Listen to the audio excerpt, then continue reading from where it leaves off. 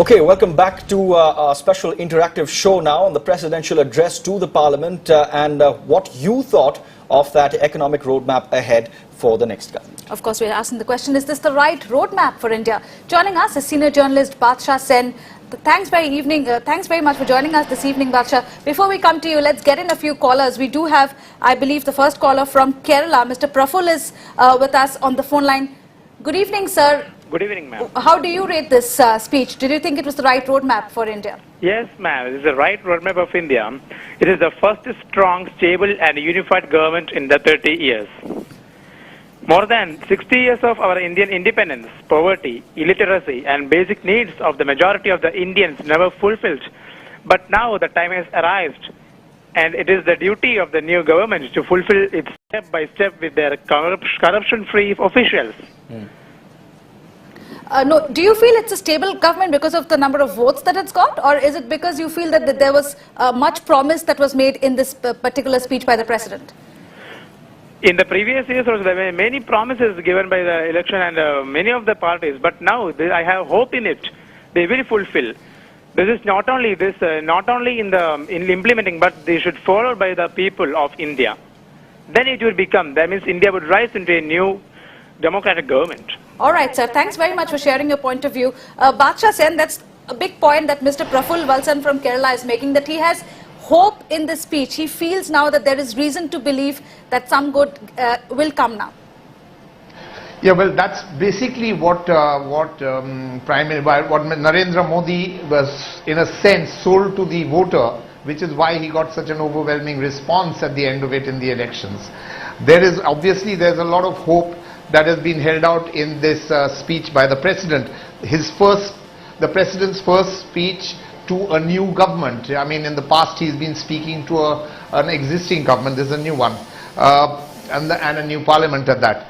The point is this speech, as I've said before, is a tour de force. It's addressed issues both horizontally and vertically: urban, rural, gender, youth, the poor, sectoral things like power and infrastructure. So it's a tour de force. It is all-inclusive.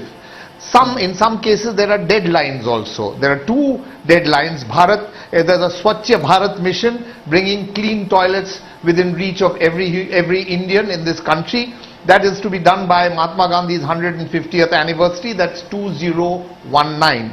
And homes for every family with toilet, 24/7 electricity and water.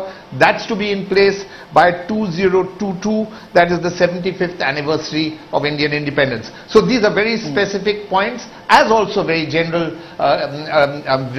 plans that have been announced. Right. So on that note, let's take in another caller and see whether the general reaction is unanimous or not. Now we have Mr. S. Narendra joining us from Bangalore. Thanks very much for calling in to CNN IBN. Any thoughts, any comments?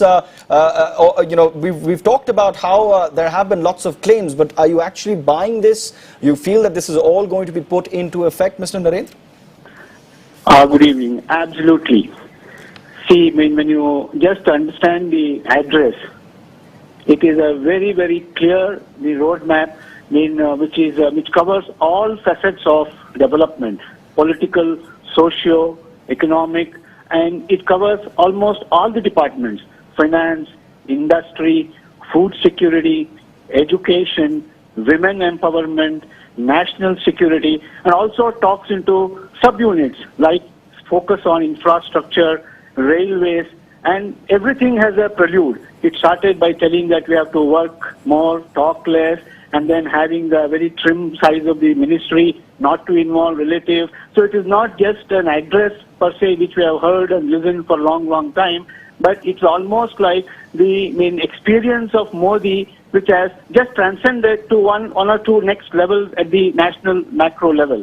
So it comes out of, we feel, an experience, and he is trying to emulate the same. And every sentence perhaps has an imprint of Modi's, whatever he is stressing on, and especially on health, hygiene, shelter for all, and zero tolerance for terrorism, right. And also stresses, when you look little deep into the analysis of the presidential address, it is not but a government address, where he talks about now trying to gain perhaps the voting, the percent of 69% that they have lost when he talks about the Maharasa.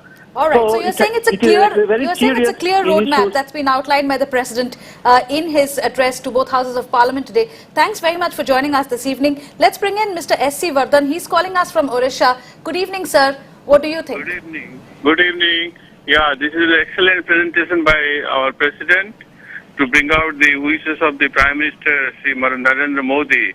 But one point which is lacking in this, I would emphasize that the legal process, there are crores of cases pending in our judicial court, right from the civil court to the High Court and to the Supreme Court.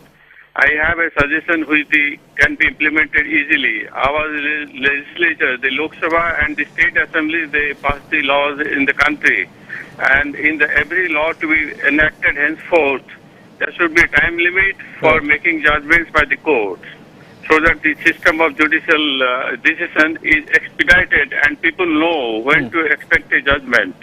Without that, our progress will be slow. In addition to that, the government should also ensure cleanliness of other rivers, not only Mother Ganga, but also other rivers in the whole country. We have so many rivers which are the resources for the country, and if they are kept clean, it will add to the wealth of the country as well. All right, fair enough. Mr. S.C. Vardhan, thanks very much for your time here on CNN-IBN and your thoughts. Mr. Badsha Sen, your thoughts on that?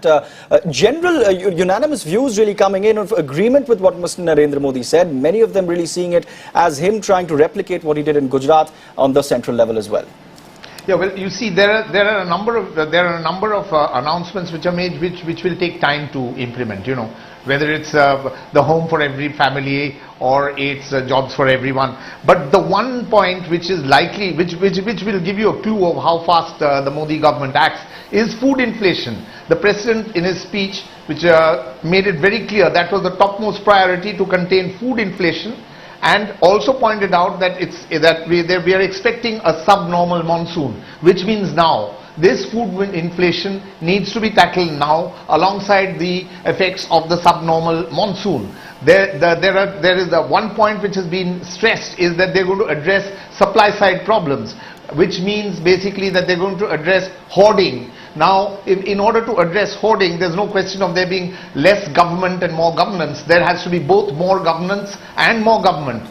There has to be also, on a supply side, the vast amounts of food grain which are lying in food corporation godowns, which the government has to act proactively to release in the market, to reduce food grain prices. Add to that, there is a question that is being raised about import duties being reduced on various food products such as vegetables, some forms of dals and so on, from the current 30% to as low as 5%. This has to be done immediately, and that's how we'll know whether they're going to work fast or they're going to take their time about things. All right. We'll stay with this big question here on CNN-IBN. Just take a very quick break and be right back.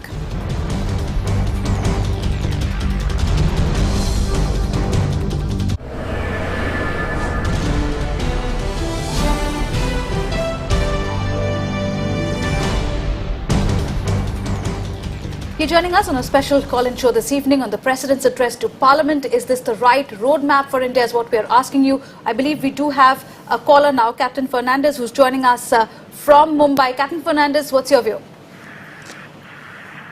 Hello.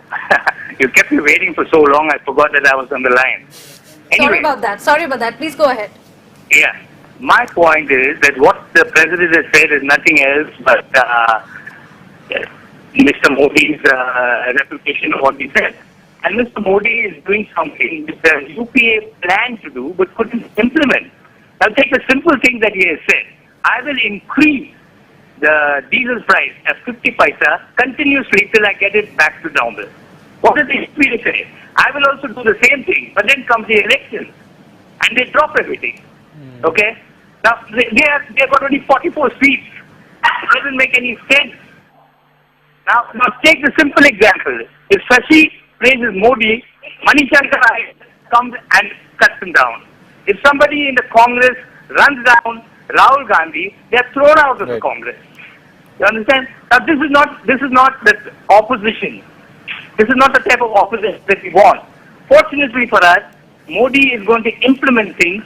It's what I feel That is why the stock market has reached a peak like it's never reached before. Okay. You understand? Okay. People not only all over, even Obama, who refused him visa for so long, is now coming over. You know, with all the neighbors also coming over. Okay. So you must try and understand that what Modi. Now, see the simple thing. I don't want anyone touching somebody's feet. You see? That's Right. what Modi said. I don't want anyone touching his feet. I want the Babus to see a maximum 4 times the files goes through. Okay, not 10 Captain times. Fernandez. All right, Captain Fernandez. All right. We'll leave it there for the moment because we've run out of time. Thanks very much for all those reactions. So majority of the callers seem to be in agreement with the kind of roadmap that has now been projected. The news continues right here on CNN IBN.